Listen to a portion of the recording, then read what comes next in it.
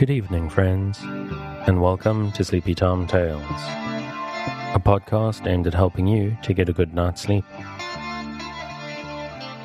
Do you find your mind plagued with the stresses of modern life, especially when the lights are out and you're trying to get a restful night? Does your spinning mind keep you awake? Follow my voice down the path towards a good night's rest. Listen to me tell a story that will keep your mind from wandering to your daytime problems, the ones you can't solve right now and will be easier to solve while rested. Listen to my voice and allow yourself to drift, following the twists and turns of the story, but slowly letting go and drifting into sleep. So what exactly is Sleepy Time Tales? What is it for? What is this strange thing, this strange idea, this podcast that you're supposed to fall asleep to? Lack of sleep is a health crisis in the 21st century, and this is a podcast intended to help those that it can to get a restful night. Do you find yourself lying awake at night, mind spinning and emotions in turmoil with anxieties of 21st century life? Do you wake up in the middle of the night and find yourself not quite able to doze back off at 3 a.m.? I'm here to help. My name is Dave, and I'm your narrator, here to help you into a restful night. Sleepy Time Tales is intended to be used as a distraction to what keeps you awake at night, or maybe sometimes background noise or company. As far as I know, there are a couple of different ways to engage with the show. The main idea is that it gives you something to focus on, a story or an event that lets you keep your mind on a specific point, to stop it from spinning out into stress and anxieties, to help you to focus just enough not to resist the embrace of a night's sleep. But maybe you need something a bit different. Maybe you just need some background noise. Some people like white noise generators, or the sound of the ocean, or the wind in the trees, or the waves on the shore, or some boring dude just droning on in the background. What counts as you're listening, though, is that you don't try to force the sleep. Just keep a light mental grip on the thread of the story and allow the need for sleep to come for you. Now, obviously, I'm hoping you're asleep before we get to the end of the episode. But it's important that you don't feel pressurized. If this is your first night with us, this actually probably won't work for you. It'll probably take a solid 3 nights or so for you to get used to it, to get used to my voice. Maybe my accent is strange. Maybe the idea of listening to someone talk to you while you're asleep is a bit odd. Or maybe one episode just isn't long enough. Or maybe you don't actually struggle to go to sleep. Maybe you find yourself waking up in the middle of the night. What I recommend in that case is to let the podcast run all night. Download a bunch of episodes, put them in a playlist, and let them go. That way, if you wake up in the middle of the night, you can just carry on listening and go back to sleep again. And you can even do the same thing if you wake up before your alarm. Some people wake up 30 minutes or 60 minutes before their alarm and they really struggle. And you can carry on listening and go back to sleep again. And you may wonder what the point of that is. But I've had people actually thank me for suggesting this, because there is something about allowing yourself complete relaxation right before the alarm that's satisfying on a whole new level. So listen and try to relax. If you're new to the show and prone to late nights lying staring at the ceiling, this may seem strange to you, so give it a chance. Because I'm here to work with you, to create a safe space, a cocoon in which you can curl up and allow nature to take its course. So if you're still with me, thank you for staying. If you're already asleep, we'll chat again soon. And of course, you aren't hearing me, except maybe in a dream. Before we get on with the show, I'd like to ask for a couple of minutes of your time. If you've been listening to Sleepy Time Tales for a while and you're finding that it helps you to sleep, and you'd like to help me keep it going out to thousands of insomniacs just like you, please consider supporting me on the Patreon at patreon.com/sleepytimetales. This is monthly support that helps me keep the lights on and gets you fun bonuses based on your contribution level. Go across there, take a look at what you can get for as little as $2 a month, and sign up to help me keep this show going. And if monthly is a big ask, of course there's the option of just throwing a little something in the tip jar if you've got some money available. That is up on the website. You can just click through from there. A reminder as well that I've been taking up podcast editing. Business is going quite well, and things are picking up for me quite nicely, which is cool. But I would love to be able to help any Sleepy Time Tales listeners out who are currently podcasting and needing some help, or would like to start a podcast and just don't know where to begin, or don't have the time to do all the fiddly administrative stuff. I'm doing that for a lot of people at the moment, and they're finding it very useful. Busy professionals often don't have time for all the various jumping through hoops you need to do. And I think that's enough of that for tonight. Let's get back to the show. Thank you for your time. We return this week to the Book of the Ancient Greeks by Dorothy Mills. There was no city at Olympia, and but few buildings beyond the temples. So when the throng of visitors arrived, the first thing they did was to provide sleeping quarters for themselves. Certain people were allowed to sleep in some of the porticos of the buildings connected with the temples. Others had brought tents and irregular camper rows. Booths of all kinds were erected in which the merchants displayed their wares. Friends and acquaintances from different parts of Greece met and talked all over that had happened to them since they last met. Many announcements, too, were made by heralds at this time. The terms of treaties between different Greek states were recited in public, for in those days of difficult communication between states, such a gathering as that at Olympia ensured that news made public then would be widely spread among the different states. Then there were visits to be made to the great temple of Zeus, and sacrifices to be offered. From the middle of the 5th century BC onwards, every visitor to Olympia went reverently into the temple to gaze at the great statue of Zeus. This statue was said to be so marvelously wrought that those who entered the temple there could no longer think that they were beholding the ivory of India and gold from Thrace, but the very deity translated to earth by Phidias. And it was said that to have made such a lifelike image of the god, either Zeus must have come down from heaven and shown himself in a vision to Phidias, or Phidias must have gone up to heaven and beheld him there. The god is seated on a throne. He is made of gold and ivory. On his head is a wreath made in imitation of the sprays of olive. In his right hand he carries a victory, also of ivory and gold. She wears a ribbon, and on her head is a wreath. In the left hand of the god is a scepter, curiously wrought in all the metals. The bird perched on the scepter is an eagle. The sandals of the god are of gold, and so is his robe. On the robe are wrought figures of animals and lily flowers. The throne is adorned with gold and precious stones, also with ebony and ivory. And there are fingers painted, and images wrought on it. It is said that when the image was completed, Phidias prayed that the god would give him a sign if the work were to his mind, and immediately they say Zeus hurled a thunderbolt into the ground. Fare ye to Olympia, said an ancient writer, that ye may see the work of Phidias, and account it a misfortune each of you, if you die with this still unknown. And so gracious and full of loving kindness was the face of the god, that if anyone who is heavy laden in mind, who has drained the cup of misfortunes and sorrow in life, and whom sweet sleep visits no more, were to stand before this image, he would forget all the griefs and troubles of this mortal life.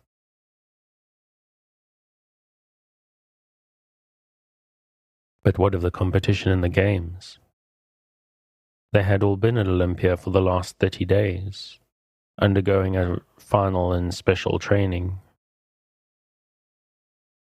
Only men of pure Greek blood might compete, and no one who had been convicted of any crime, or who was guilty of any impiety or disrespect to the gods.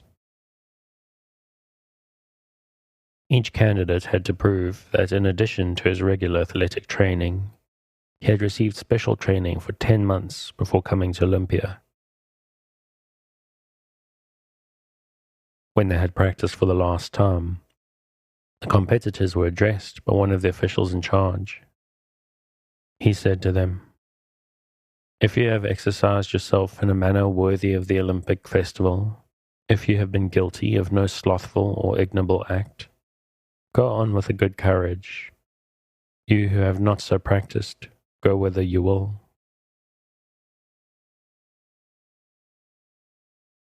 The names of those who were to enter for the games were then written up on a white board, and should a man withdraw after that, he was branded as a coward.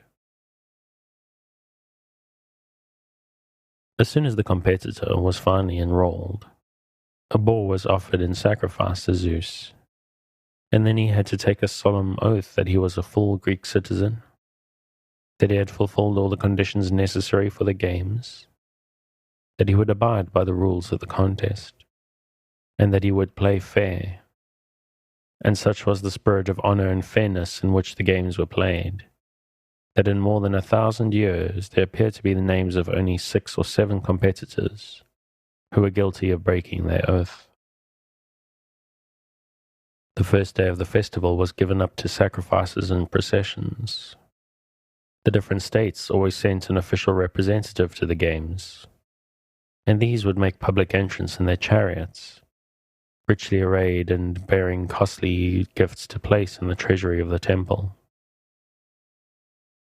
The next 3 days were devoted to the actual contests. Long before the dawn on the first of the 3 days, every seat in the stadium was occupied. It was situated at the foot of a hill, and every available spot on the slope of this hill was used by the spectators. Should anyone leave his place, even for an instant, it would be lost, and there the spectators sat the whole day through until the sun went down. What refreshments they needed they brought with them.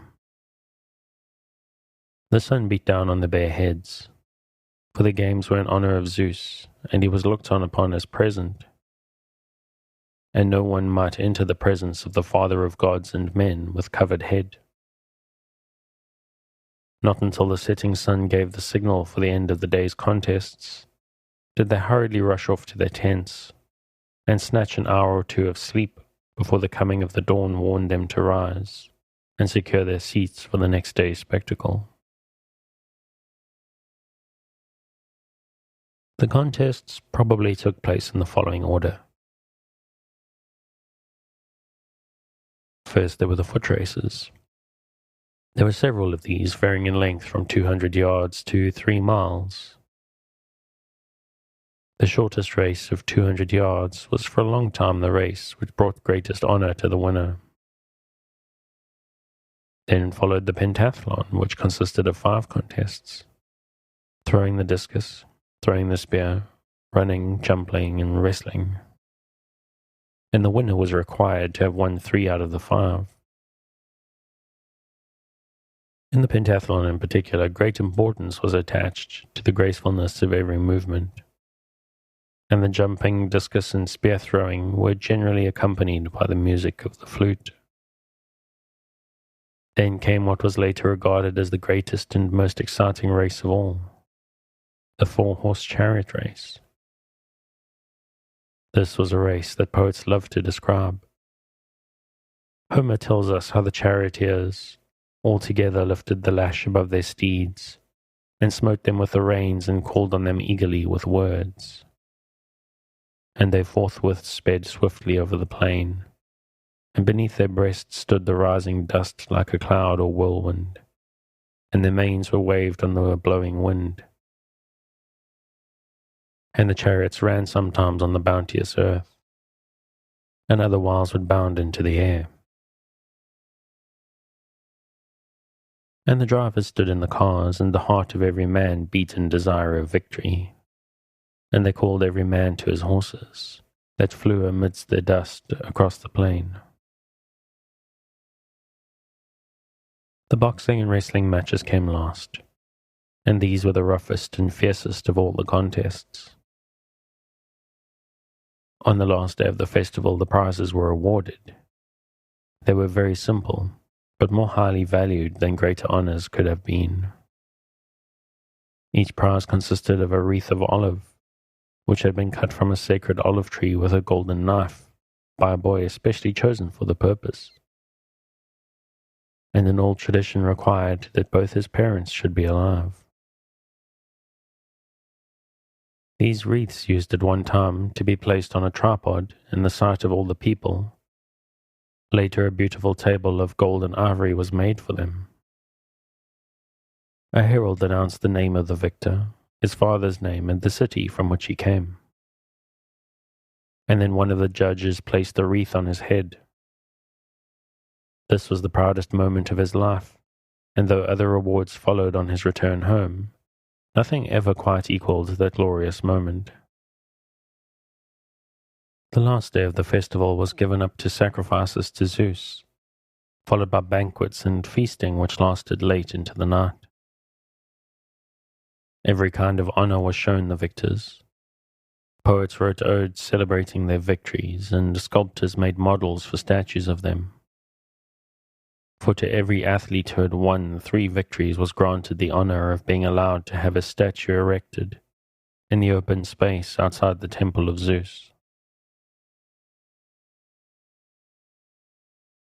The festival over, the victors and their friends and the great throng of spectators returned to their homes. The victors were not only proud on account of their own achievements, but for the glory they had brought to their city. The news of the approaching arrival of a victor was sent on ahead, and the day of his return to his native city was always honored by a public holiday. In some places it was an old custom to pull down a part of the city wall and make a special entrance, in order that he who had brought the city such glory might enter by a path never before trodden by other men. Songs of triumph were sung to greet him, and he was led to his father's house along a road strewn with flowers. Rich gifts were presented to him, and in every way he was treated as a man whom the city delighted to respect and honor. At Athens, the returning victors were honored by being allowed to dine thenceforth, at the public expense, in the hall where the councillors and great men of the city took their meals. Pausanias, the traveller to whom we owe descriptions of so much in ancient Greece that has now perished, visited Olympia, and he tells us that many a wondrous sight may be seen, and not a few tales of wonder may be heard in Greece. But there is nothing on which the blessing of God rests in so full a measure as the rites of Eleusis and the Olympic Games. And Pindar, the Greek poet, who most often sung of the Olympic Games, summed up the feelings of every victor in the words, "He that overcometh hath, because of the games, a sweet tranquillity throughout his life forevermore." Chapter 4. The Greek City-State.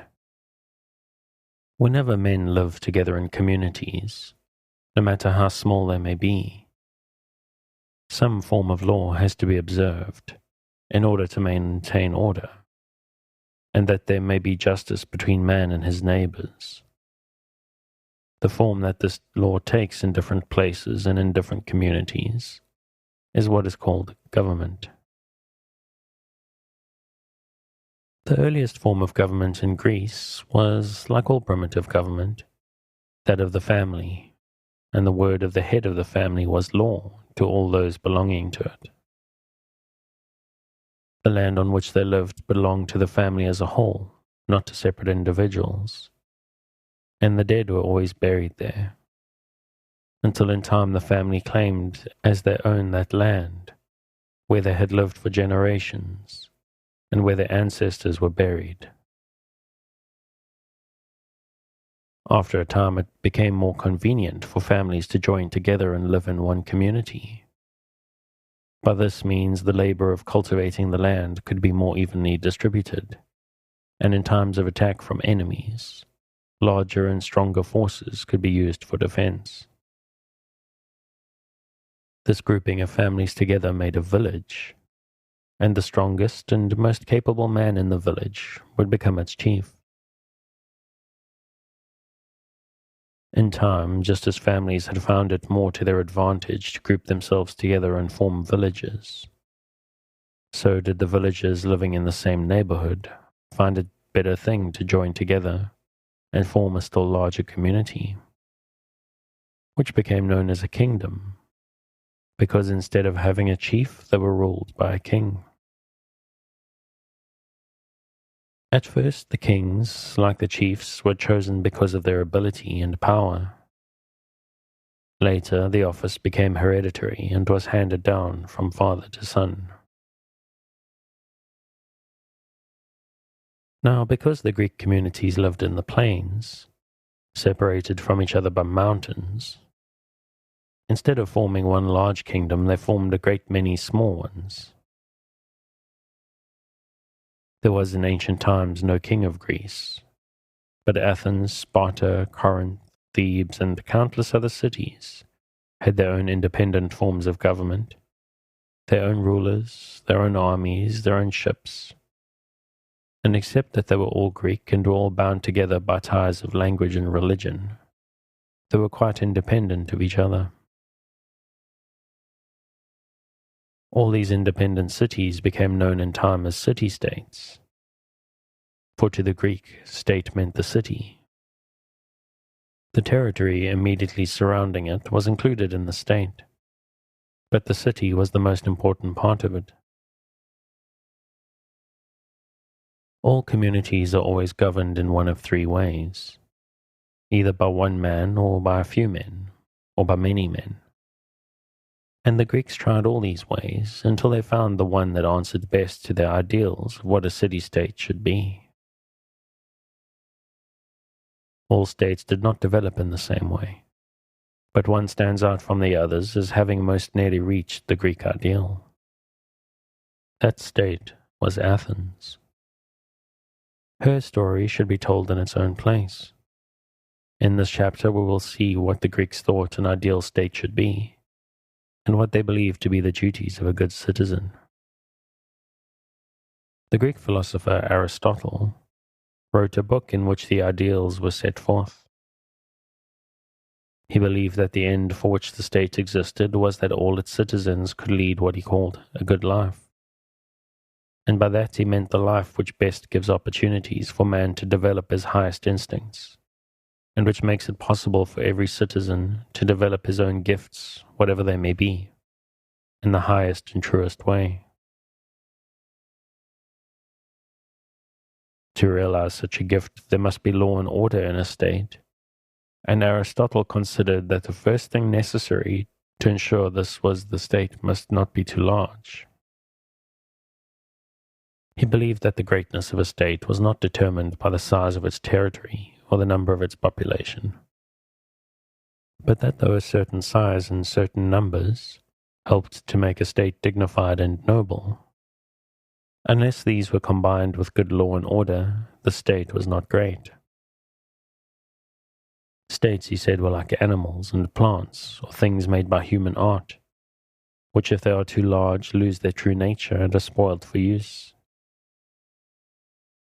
But how is one to know when the limit in size and population has been reached? Is there any test by which it can be discovered whether a state has grown or is in danger of growing too large?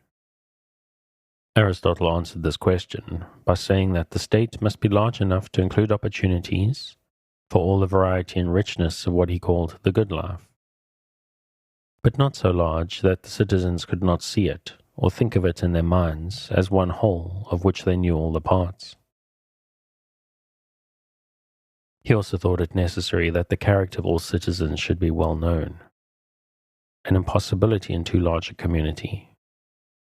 But how else, he asked, could men elect their magistrates wisely? The duty of the state was, then, to ensure the possibility of a good life to all its citizens. What was the Greek ideal of citizenship? First of all, every citizen was expected to take a direct and personal share in all the affairs of the state. To the Greek, there was no separation between private and public life. All things concerning the state were his affairs, and it was expected that everyone should have an opinion of his own, that he should think clearly on all matters of common interest, and not allow himself to be swayed by his feelings without honestly thinking the matter out. And to a Greek, thinking meant straight thinking, the power to know right from wrong, to judge justly without prejudices or passion, to separate the important from the unimportant, and to follow undismayed where the truth might lead. This belief in the duty of the citizen to be personally active in the affairs of the state tended to keep the state small, for if every citizen was to attend the meetings of the assembly, the latter must be of such a size that everyone could be heard if he desired to speak. And it was necessary that a very short journey should bring the country dweller into the city to attend to the state business. For frequent journeys and long absences from his farm or his flocks would be impossible for the countryman. Further, the Greek believed that wealth was allowed to a man only as a trust. Certain privileges and rights came to him because of its possession, but they were privileges and rights that required of their own distinct duties. The more a man had, the more did the state require of him. He had to give his time to the making of laws. His wealth built ships, bore the expense of public festivals, adorned the city with beautiful things. It was spent not on himself alone, but shared with his fellow citizens, and given to that which was their common interest. This resulted in a passionate devotion of every Greek to his city, for every individual had a definite share in some way or other in the making of it, and by the sacrifice of his life in times of danger, he proved again and again that he was very much ready to die for it. The ideal city demanded very high standards of her citizens, and no Greek state attained these perfectly. But in their search for what they conceived to be the highest perfection, the Greeks found out truths both concerning government and the real meaning of citizenship that have remained one of the priceless possessions of mankind. Chapter 5. Sparta. Of all the city-states in Greece, two stand out from the others as having played the leading part in Greek history. Those two are Athens, which most nearly approached the ideal city-state, and Sparta, the foremost military state in Greece. Sparta was the chief city in the peninsula in the south of Greece called the Peloponnesus, or the land of Pelops, one of the ancient mythical heroes of that land. During the period of the Greek migrations, the Peloponnesus was probably the last district to be settled, and the tribes which came down into it were called the Dorians. They invaded Laconia, of which the chief city was Sparta, and settled it in the surrounding country. Only the citizens of the city itself were called Spartans, those who owed allegiance to the city, but who lived in the country outside, were known as the Lacedaemonians. Unlike most other Greek cities, which were well fortified and defended by a citadel built on high ground, Sparta, low-lying among the caverned hills, had grown out of a group of villages and had no walls. But if she had no outward signs of security from her foes, she had the mightiest warriors in Greece, ready to defend her to the utmost. Lycurgus, the wise man of Sparta, was once consulted as to whether it would not be a wise thing to build a wall around the city.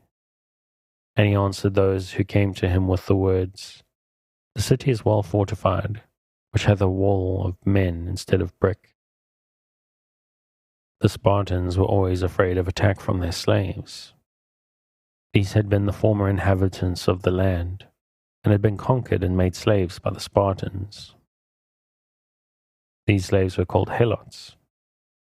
They were severely and often cruelly treated by their masters, and were always ready to revolt when opportunity came. This was one of the reasons that made the Spartans spend more time than other Greeks in military training. This common danger also had the result of drawing all Spartans very closely together, and of making them subordinate all other interests to the supreme duty of protecting the state. The government of Sparta. Laws of Lycurgus. The Spartans always held Lycurgus to have been their great lawgiver, although they never agreed as to when he lived. It is probable that the laws were not made by one single lawgiver, but that many wise men, whose names were unknown to later generations, had helped to create the laws over a long period of time. As Lycurgus was the wise man whose name was known to the Spartans, they came to look back to him as their only lawgiver, because it was by the government he was supposed to have established, and the laws he made, that Sparta became so great a state. He was the brother of a king of Sparta, who died leaving a child as his heir. Everyone thought that Lycurgus would take the opportunity to seize the throne and make himself king, but he declared that he would only rule until his nephew should be old enough to become king. Some people, however, would not believe this, and plots were made against his life. This decided Lycurgus to leave Sparta for a time, and to visit some other countries with the intention of learning things from them that might be of use to his own land. He went first to Crete, where, having considered their several forms of government and got an acquaintance with the principal men amongst them, some of their laws he very much approved of, and resolved to make use of them in his own country. From Crete he sailed to Asia, with design, as is said, to examine the difference betwixt the manners and rules of life of the Cretans, who were very sober and temperate, and those of the Ionians, a people of sumptuous and delicate habits, and so form a judgment. Lycurgus was much missed at Sparta, and often sent for. For kings indeed we have, the people said, who wear the masks and assume the titles of royalty. But as for the qualities of their minds, they have nothing by which they are to be distinguished from their subjects. Lycurgus only, they said, knew both how to rule and how to make people obey him. So Lycurgus returned, but on his way he went to Delphi to consult Apollo, and the oracle called him beloved of God, and said to him, "Though thou art come, O Lycurgus, to this rich shrine of my temple, beloved thou by Zeus and by all who possess the abodes of Olympus, whether to call thee a god I doubt in my voice prophetic, god or man, but rather a god I think, O Lycurgus."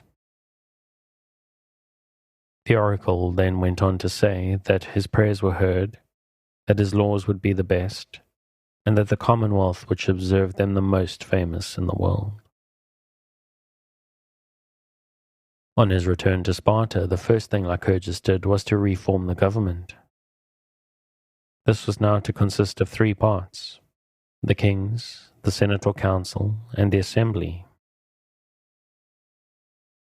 Sparta had always had 2 kings at a time, who succeeded each other from father to son.